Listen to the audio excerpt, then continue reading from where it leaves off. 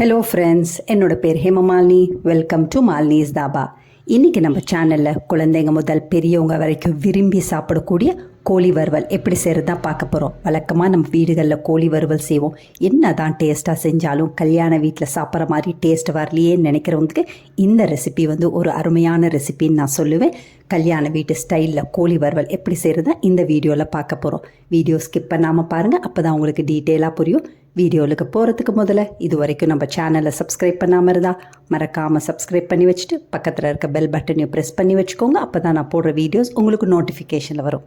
வாங்க டிலே பண்ணாமல் வீடியோவுக்கு போகலாம்.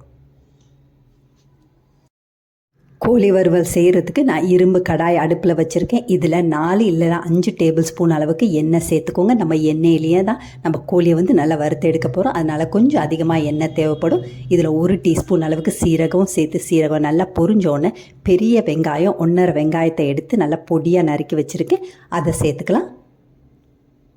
வெங்காயத்தையும் சேர்த்து நல்லா வதக்கி விட்டுக்கோங்க. 2 நிமிஷம் நல்லா வதங்கினோன்னே 2 பச்சை மிளகாவை கீரி போட்டு வச்சுருக்கேன், அதோட கொஞ்சமாக கருவேப்பிலை எல்லாத்தையும் சேர்த்து நல்லா வதக்கி விட்டுக்கோங்க. எல்லாம் சேர்த்து ஒரு 2 நிமிஷம் நல்லா வதங்கினோன்னே நம்ம இஞ்சி வெள்ளை பூண்டு பேஸ்ட் சேர்த்துக்கலாம்.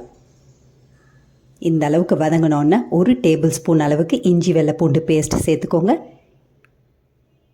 இஞ்சி வெள்ளை பூண்டு பேஸ்ட் சேர்த்தோடனே மறுபடியும் நல்லா வதக்கி விட்டுக்கோங்க. வெங்காயம் அதே நேரத்தில் இஞ்சி வெள்ளை பூண்டு நல்லா வதங்குறதுக்காக 1 டீஸ்பூன் அளவுக்கு உப்பு இப்போ சேர்த்துக்கலாம். உப்பையும் சேர்த்துட்டு நல்லா வதக்கி விட்டுக்கோங்க.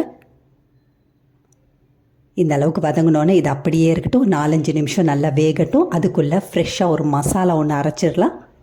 அதுக்கு நான் சின்ன மிக்ஸி ஜார் எடுத்துருக்கேன். அதில் ஒரு பிரிஞ்சி இலை, ஒரு பெரிய துண்டு பட்டை எடுத்துக்கோங்க, ஒரு நட்சத்திர சோம்பு, 6 கிராம்பு எடுத்துக்கோங்க, 4 ஏலக்காய், 1/2 டீஸ்பூன் அளவுக்கு மிளகு, 1 டீஸ்பூன் சீரகம், 2 டீஸ்பூன் தனியா எடுத்துக்கோங்க.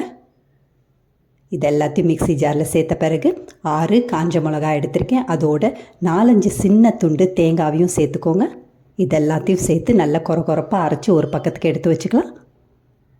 இன்னொரு பக்கத்தில் 3/4 கிலோ கோழியை வாங்கி நல்லா சுத்தம் படுத்திட்டு 1.5 டீஸ்பூன் உப்பு, 1/4 டீஸ்பூன் மஞ்சத்தூள், 1.5 டீஸ்பூன் காஷ்மீரி மிளகாய்த்தூள் கலருக்காக சேர்க்குறது எல்லாத்தையும் சேர்த்து நல்லா கலந்து 1/2 மணி நேரமாக நல்லா ஊறுது. இது ஒரு பக்கத்துக்கு அப்படியே இருக்கட்டும். இன்னொரு பக்கத்தில் வெங்காயம் எந்த அளவுக்கு வதங்கியிருக்குன்னு பார்க்கலாம்.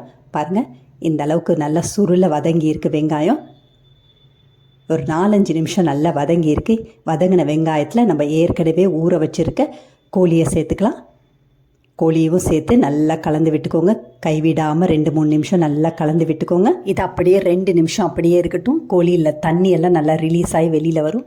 இப்போ பாருங்கள், லேசாக தண்ணியெல்லாம் வெளியில் ரிலீஸ் ஆகி வந்திருக்கு. மறுபடியும் நல்லா கலந்து விட்டுட்டு அதை அப்படியே மூடியை போட்டு 10லேருந்து 15 நிமிஷம் நல்லா அந்த தண்ணியிலேயே நல்லா வேகட்டும். இன்னும் கூட நல்லா தண்ணி ரிலீஸ் ஆகும். அந்த தண்ணியிலேயே கோழி நல்லா வெந்து வரும்.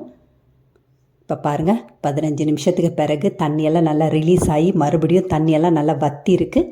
லேசாக அங்கங்கே தண்ணி இருக்குது. இதை நல்லா கலந்து விட்டுக்கோங்க. தண்ணி சேர்க்காம தான் கோழியை வேக வைக்கணும். எண்ணெய் அதே நேரத்தில் கோழியில் உள்ள தண்ணியிலேயே கோழி வேகும் போது டேஸ்ட் ரொம்ப பிரமாதமாக இருக்கும். இந்த மாதிரி நல்லா கலந்து விட்ட பிறகு நம்ம ஏற்கனவே பவுடர் பண்ணி வச்சுருக்க அந்த மசாலாவை சேர்த்துக்கலாம். இந்த மாதிரி ஃப்ரெஷ்ஷாக மசாலா அரைச்சி செய்யும்போது டேஸ்ட்டும் மனமும் ரொம்ப பிரமாதமாக இருக்கும். கல்யாண வீட்டு ஸ்டைல்லே ரொம்ப கமகமான கோழி வறுவல் உங்களுக்கு ரெடி ஆகிடும். இதையும் சேர்த்து நல்லா கலந்து விட்டுக்கோங்க. ஃப்ளேமை மீடியம் டு லோலியே வச்சுக்கோங்க. கைவிடாமல் 2 நிமிஷம் நல்லா கலந்து விட்டுட்டு அப்படியே மறுபடியும் ஒரு 10 நிமிஷம் லோ ஃப்ளேமில் நல்லா வேகட்டும். அப்பப்போ நல்லா திருப்பி போட்டுக்கோங்க. இப்போ அப்படியே இருக்கட்டும். 10 நிமிஷத்துக்கு பிறகு பார்க்கலாம். பாருங்கள், 10 நிமிஷத்துக்கு பிறகு நல்ல கமகமான்னு நல்ல சுருள கோழியெல்லாம் நல்லா வெந்து வந்திருக்கு. ரொம்ப அருமையாக வந்திருக்கு. கடைசியாக கை நிறைய பொடியாக நறுக்கின கொத்தமல்லியும் தூவி மறுபடியும் நல்லா கலந்து விட்டுக்கோங்க. அவ்வளோதான், நம்மளோட அருமையான கல்யாண வீட்டு ஸ்டைலில் கோழி வறுவல் வீட்லேயே ரொம்ப சிம்பிளான இன்க்ரீடியன்ஸ் வச்சு ரெடி பண்ணிட்டோம். இந்த மாதிரி ஃப்ரெஷ்ஷாக நீங்கள் மசாலா அரைச்சி செய்யும்போது டேஸ்ட்டும் மனமும் ரொம்ப பிரமாதமாக இருக்கும். ட்ரை பண்ணி பாருங்கள். இதே மாதிரி அளவுகளோடு நீங்களும் இந்த கோழி வறுவலை கல்யாண வீட்டு ஸ்டைலில் செஞ்சு பார்த்துட்டு எப்படி இருக்குன்னு கமெண்ட் பண்ணுங்கள்.